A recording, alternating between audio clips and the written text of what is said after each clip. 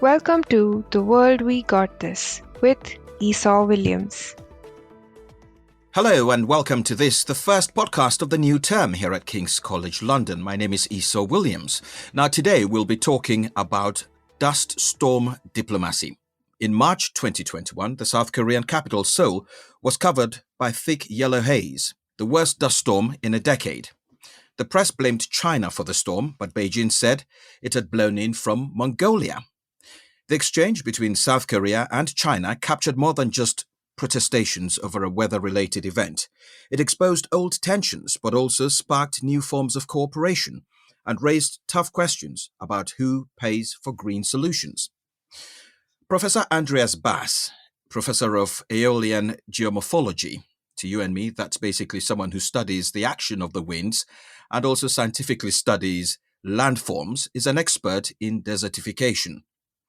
Dr. Thomas White specializes on China and sustainable development and has discovered that there is more to just dust and sand in relations between Beijing and Seoul. I'm pleased to say Andreas and Thomas join me on the podcast. Welcome to you both.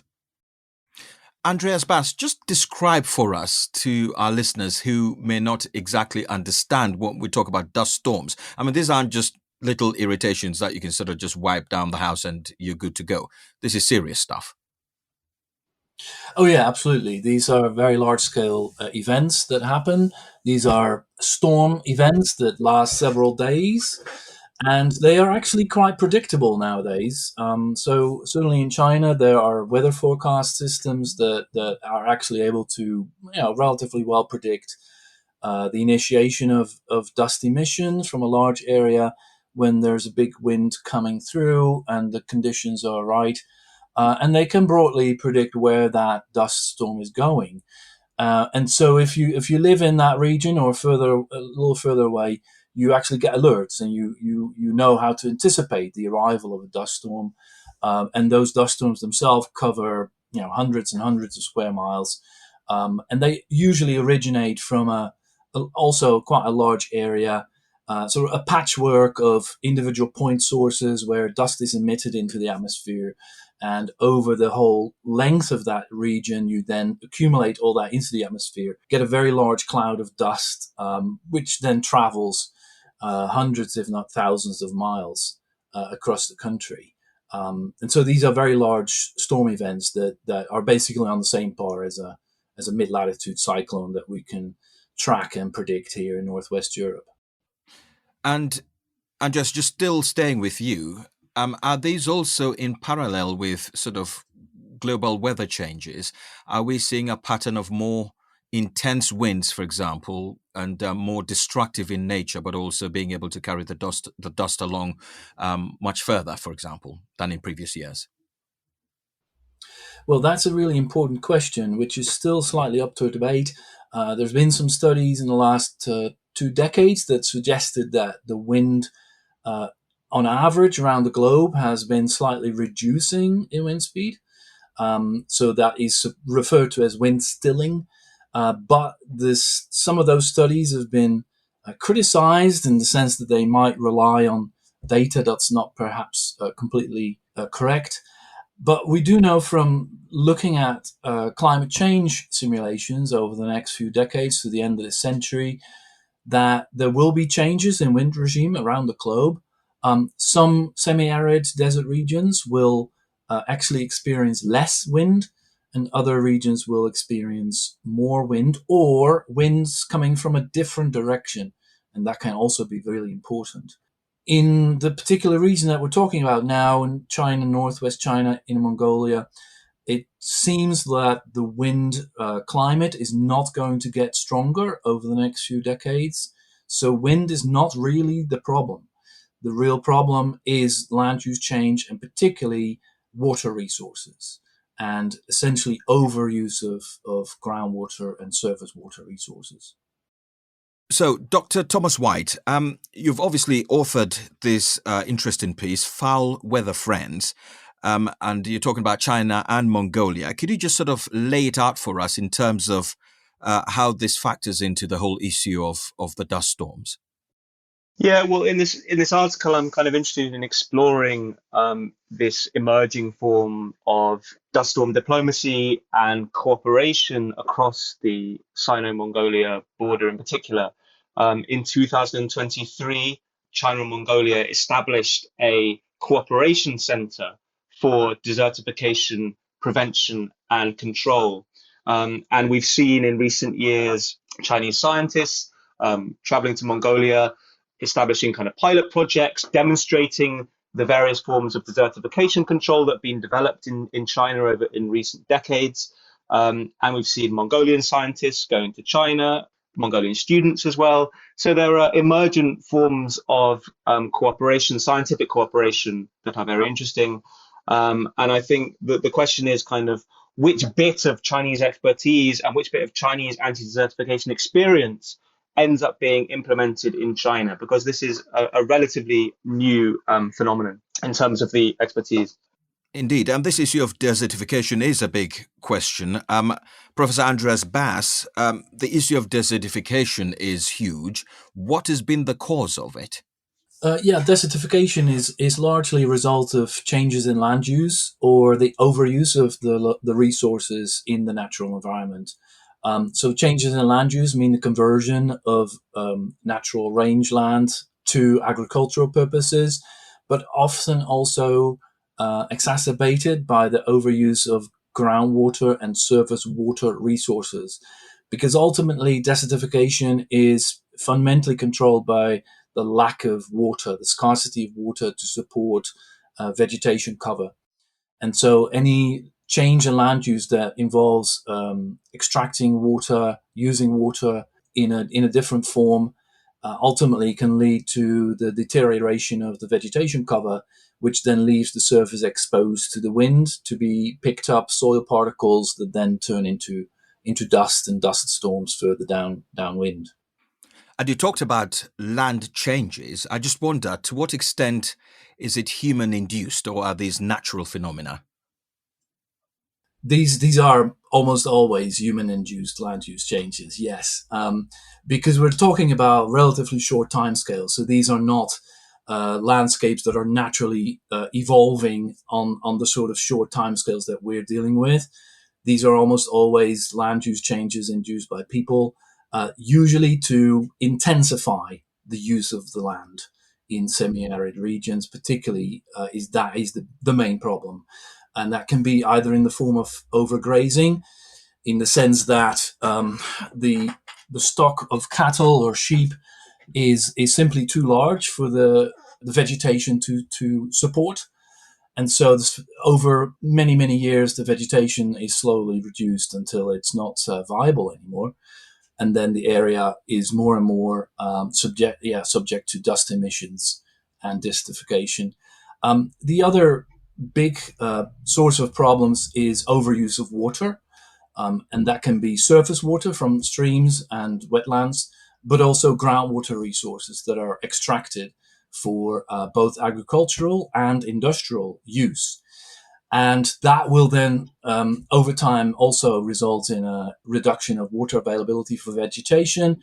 It can also mean salination of the surface, so that the soil actually becomes more and more salty because of irrigation with groundwater that leaves salt behind after evaporation. And progressively over time, that soil actually becomes less and less sustainable for any sort of crops and vegetation.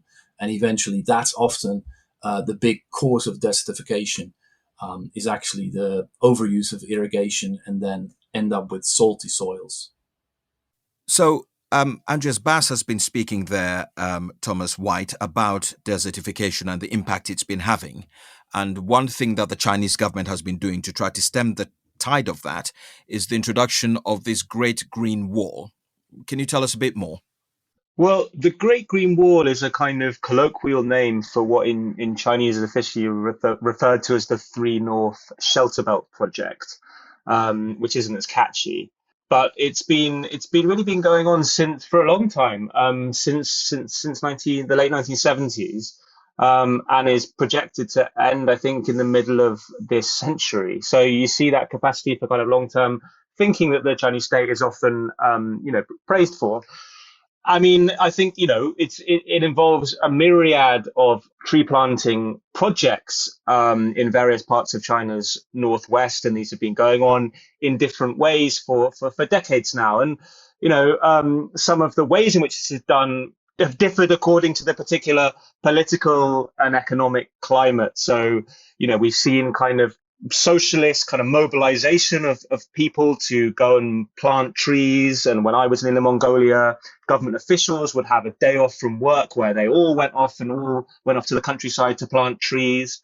But more recently, we've seen kind of high tech solutions and this kind of mode of tree planting being adopted. And I think that's increasingly where China is going, a kind of high-tech version of afforestation and so on.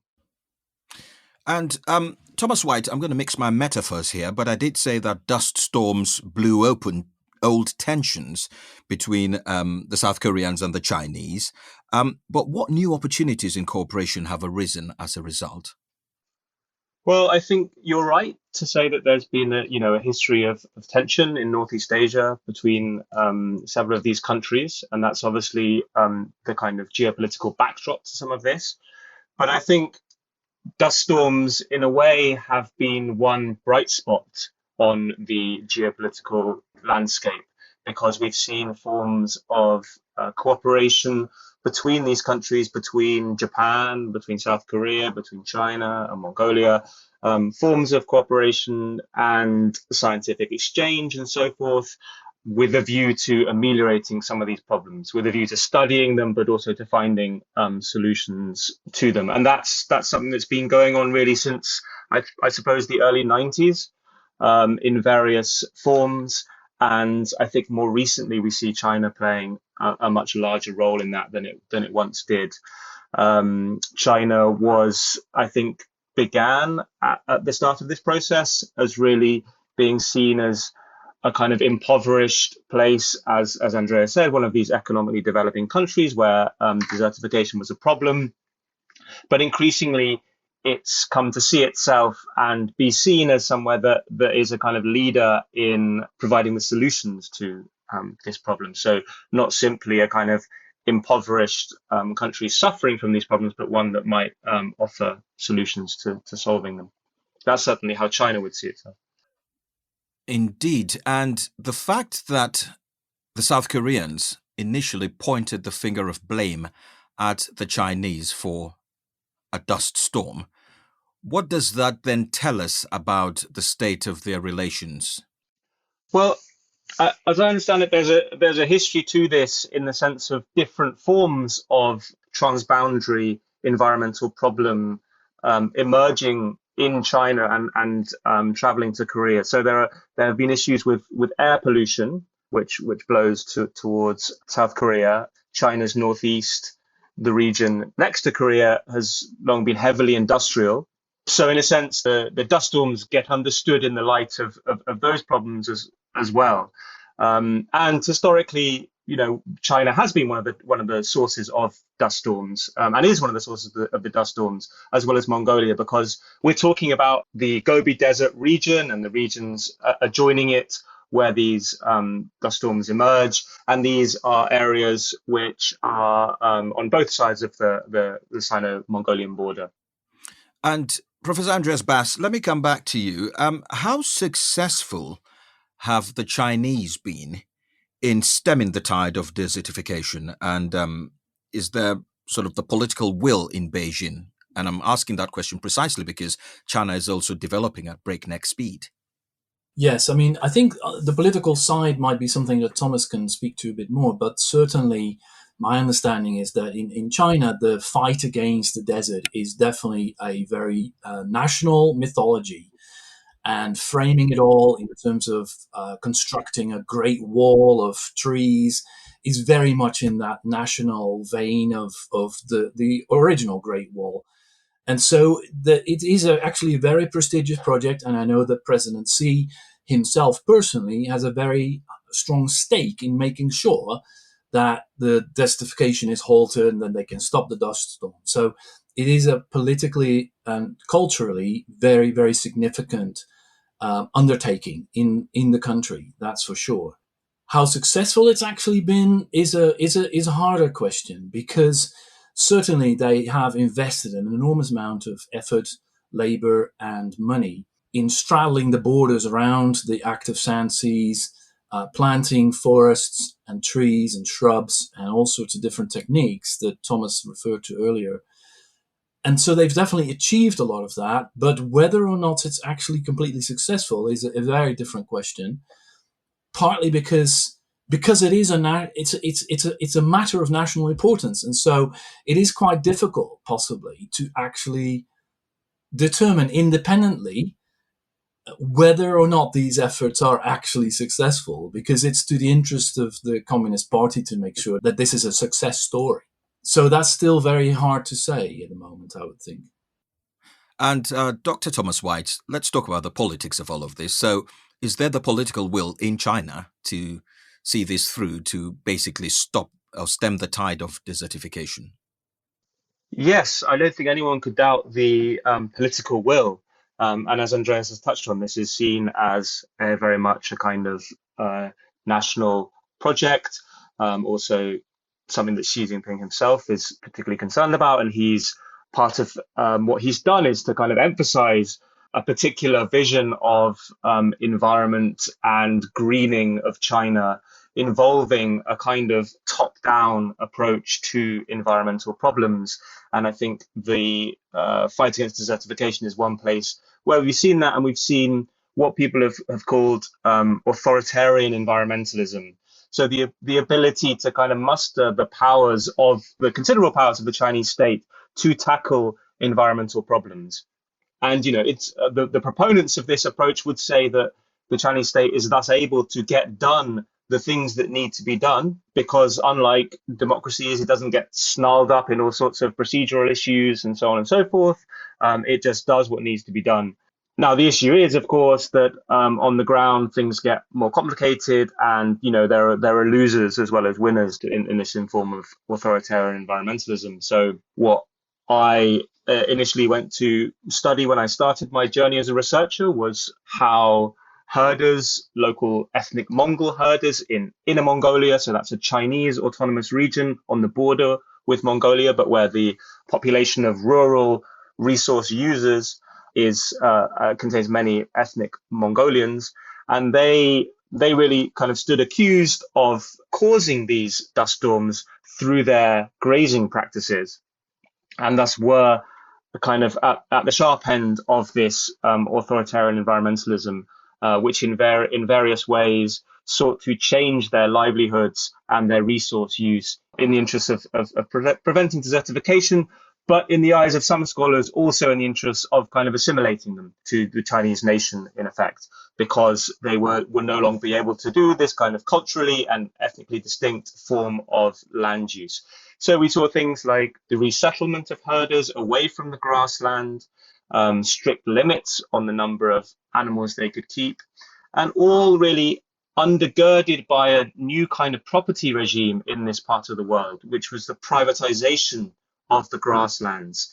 And this was done, in a sense, to make the herders responsible, as it were, for little parcels of land that they technically had some sort of use rights over, and thus they would act in a responsible way. So thus was the thinking. But what many people who work who study this part of the world have come to realize, that what this did, it meant the strategy of being able to move your livestock, move your herds across the landscape, and thus, reduce the pressure and respond to this very variable climate, where you will get one year you'll get heavy rain in one place, and then the next year nothing, and so one year it'll be kind of lush steppe, and the next year kind of looks like a desert. And if you're able to move your herds, as Mongolian herders are able to in Mongolia, for example, you are better placed to cope with this and reduce the pressure on bits of the on the kind of environment. So there's an issue here in that this policy of privatizing the rangelands, while it was implemented to improve the environment at one level, has also, I think, undoubtedly contributed to some of the problems that we see. And just very quickly, Dr. White, in the efforts to improve conservationism around the world, or conservation around the world, has it become ridiculously certain and clear to everyone that the one ally that could be successful in doing this is some form of authoritarianism or despotism, because then you say things and they're done, rather than having to deliberate and argue about them?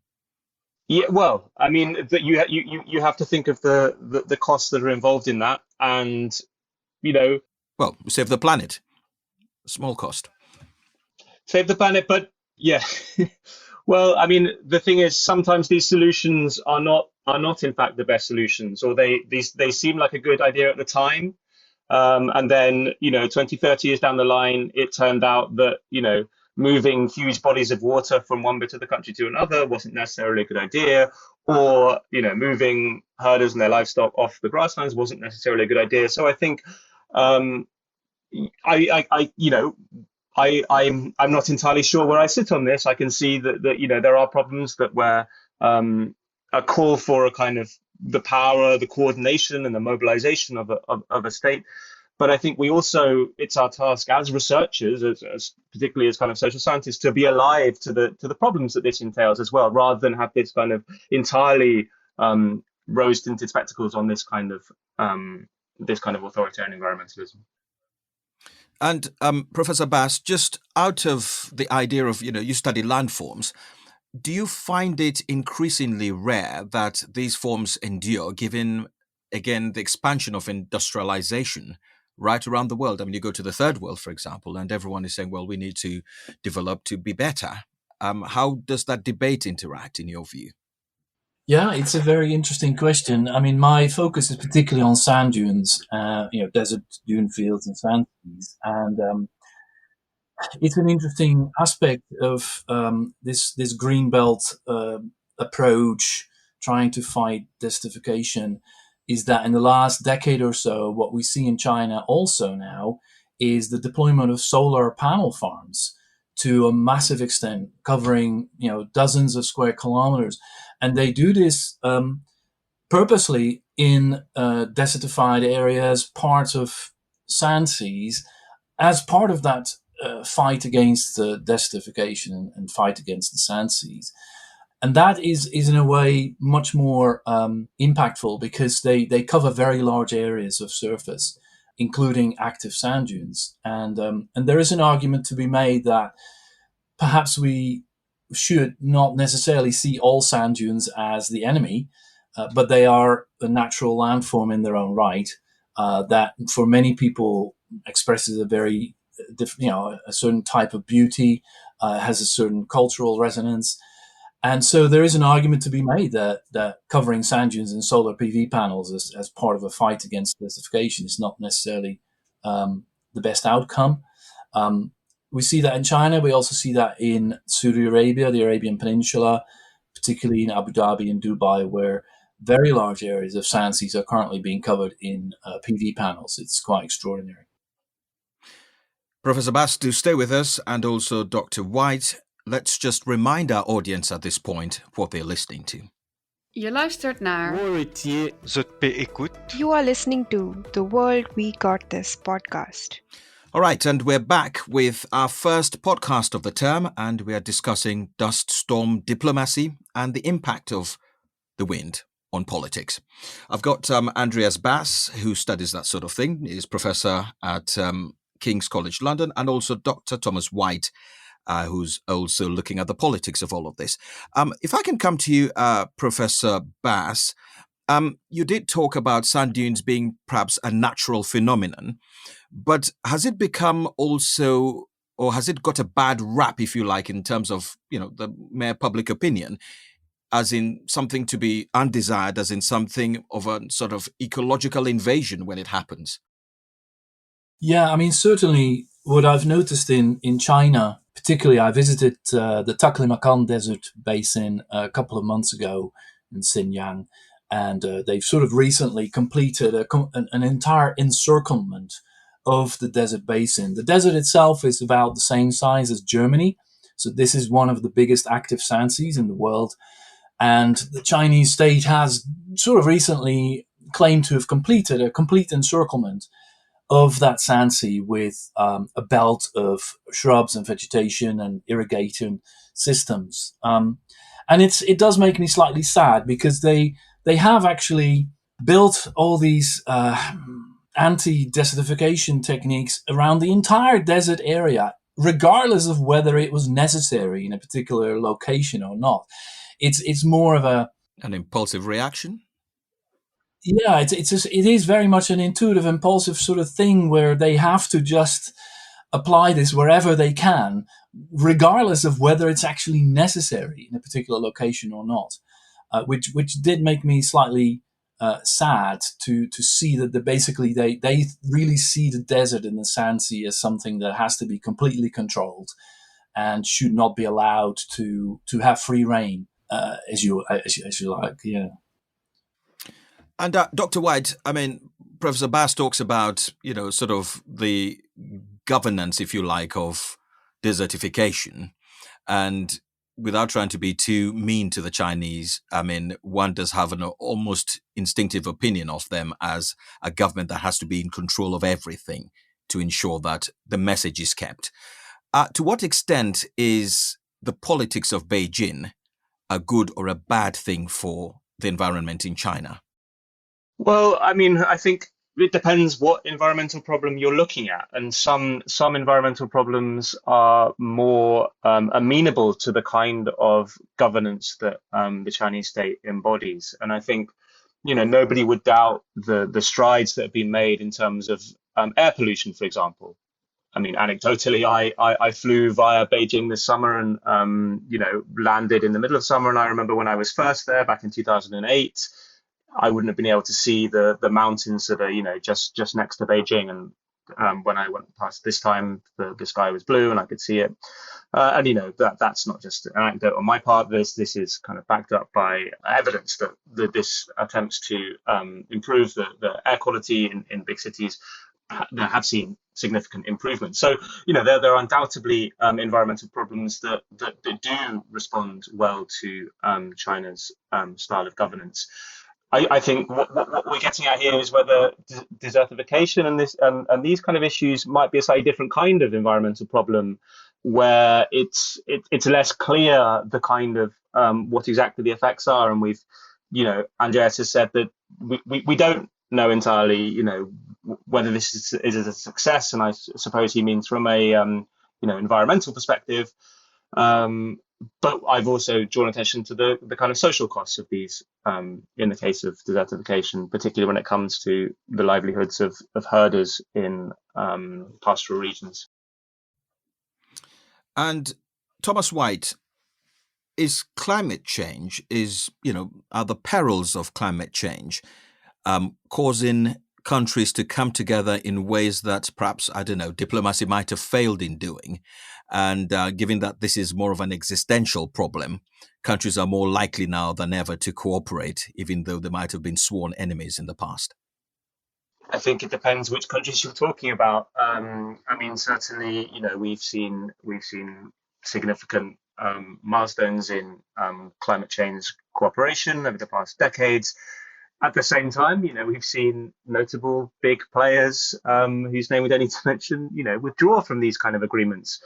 And we've even seen, attempts to green the Chinese economy, electrification and so on, producing electric vehicles, in themselves become kind of geoeconomic flashpoints as well, with the US and concerns about supply chains and so on and so forth.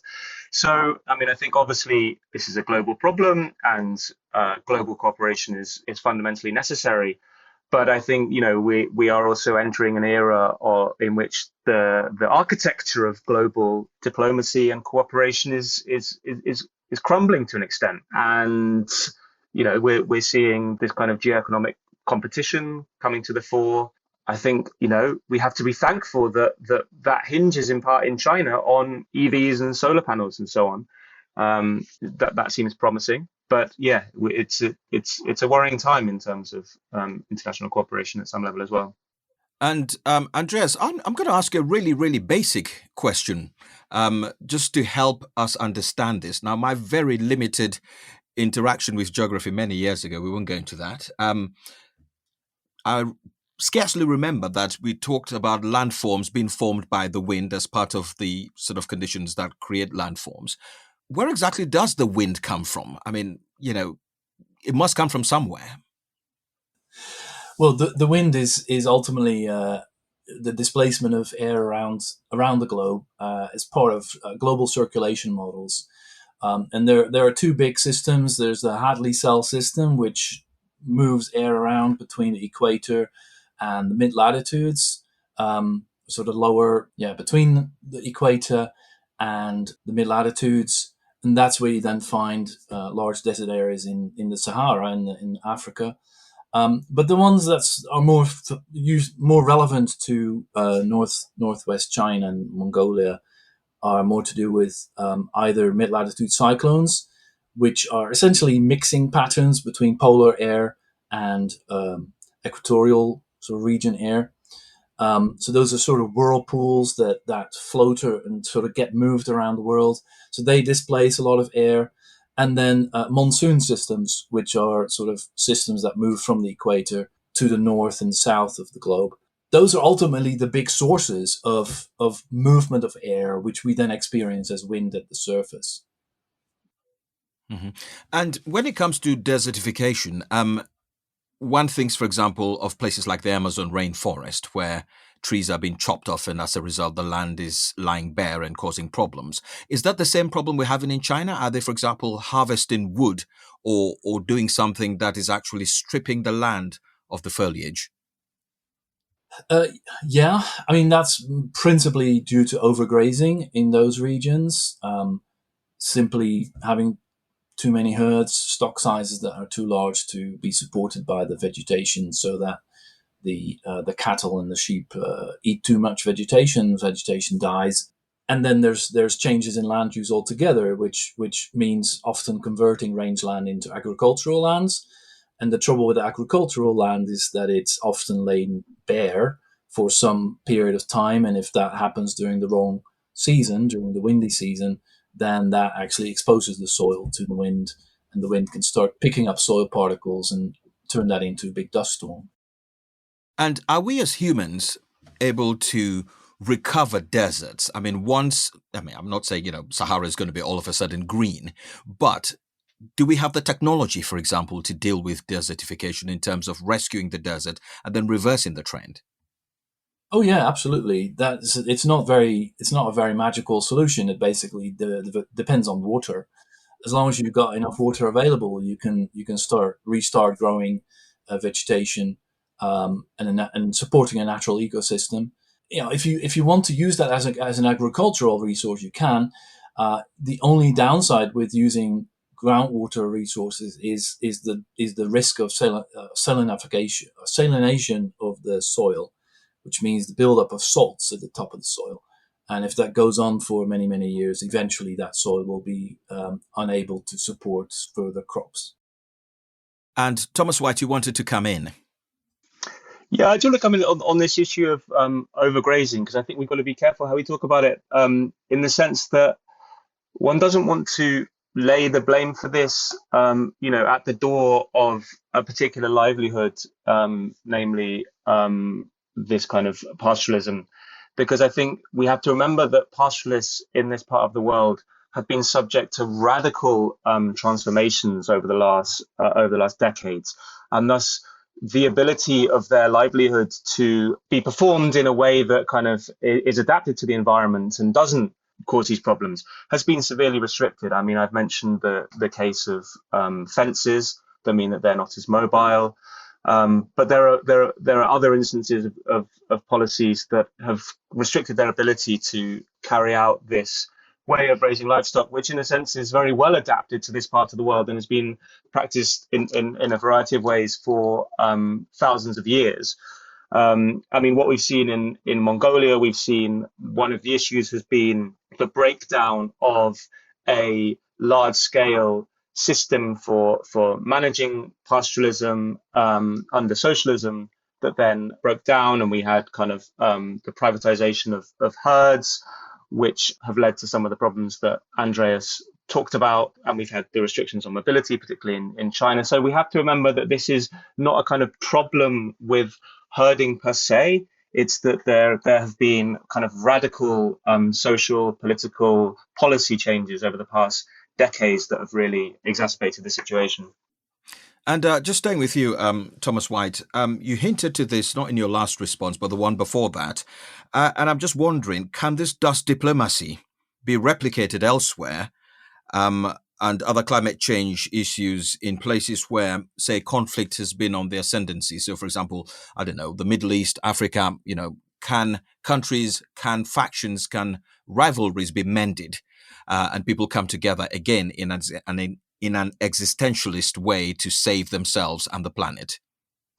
Yeah, I mean, we see a variety of transboundary environmental issues, don't we? I mean, some of them are often to do with water, and China has been involved with kind of efforts to establish cooperation among multiple regional partners, say in Southeast Asia with rivers like the Mekong, where there are various ways of institutions that have been developed for kind of managing that. But again, there's always the potential for tension here as well. So issues of a proposed big hydropower project that China wants to build in Tibet, and other, riparian countries are worried about this. Downstream countries are worried about this because of how it will affect them. So, I mean, I think it's these shared environmental features and issues can, in certain contexts, become points of cooperation, but they aren't necessarily that, and they can also become flashpoints. And Professor Andreas, apparently, obviously, Mongolia is seen by many as the sort of whipping boy in terms of overgrazing. But to propose a solution to that problem, would it be, I don't know, intelligent or smart enough to say, boost meat exports to China by encouraging herders to reduce herd sizes without losing income? Yeah, I'm not sure I'm able to answer that question very well, because I'm not so familiar with the economics of why meat exports would reduce herd size. Maybe that's something that Thomas can speak to a bit more. Thomas, would you? Yeah, I mean, the idea here is that Mongolia has too many livestock. Part of this is because Mongolians lack abilities to market their animals, particularly when they reach a certain age, and sell them for slaughter. And so without this ability to market livestock, particularly in the face of what's in Mongolia known as dzod, which are kind of extreme weather events that happen every few years, and where livestock are unable to get the feed that they need from the rangelands because of snow or ice or so on. What happens is Mongolian herders, in a sense, they have to build up large herds as an insurance policy against this, because in the face of these large extreme weather events, they will lose a significant portion of their herd. The argument for increasing meat export is that instead of increasing the herd sizes, if before these extreme weather events they could sell off a large number of their livestock, convert their livestock into cash, that would mean that they were able to benefit economically. You didn't have these kind of older, as it were, economically unproductive, unnecessary from an economic point of view, animals on the rangeland. Now, of course, the kind of policy architecture that would have to be involved is slightly complex, in the sense that you would have to have a tax on livestock numbers as well, to prevent people from kind of, seeing an economic opportunity and multiplying their herds in response. So the economics of it are slightly complicated by the kind of pastoral system that Mongolia is part of, and the fact that these are animals grazing on natural rangeland without much kind of inputs in terms of fodder. But this is certainly something that the Mongolian government is interested in, and various international development organizations are interested in. And I think, it's interesting to think with as a kind of paradoxical instance in which the consumption of meat seems to be something other than entirely environmentally problematic. But of course, one should emphasize that this is a particular kind of meat from a particular part of the world in a particular, very particular environmental context. And finally, let me come to you, Professor Baas. Dust storms and winds don't respect borders. And by that very fact, do you find that your research is increasingly taking you across from just thinking about the wind and landforms into sort of political discussions about the consequences on countries?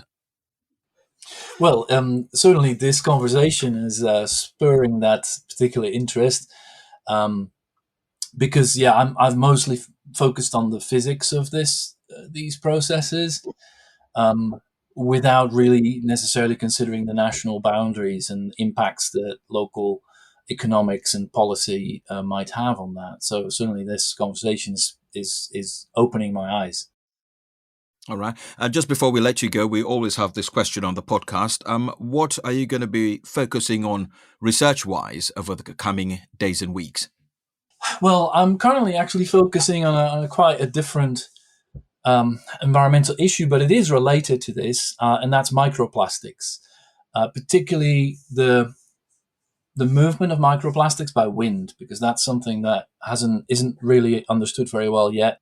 So it is in some ways similar to dust issues, where we've got an environmental impact, but microplastics are the new big issue in sort of environmental concerns, and there's still very little known about how microplastics are being redistributed by wind, particularly in semi-arid regions and coastal regions as well. So that's actually the focus of my research at the moment. All right. And finally, to you, Dr. Thomas White, what's your focus over the next few days? The next few days, or weeks. Probably weeks. Well, as we get into the start of term, there isn't that much time to focus on research, unfortunately. But in the back of my mind, I will have my kind of proposed research, which I want to conduct in the next few years, which is looking more specifically at exactly how China tries to share its anti-desertification expertise to neighboring countries.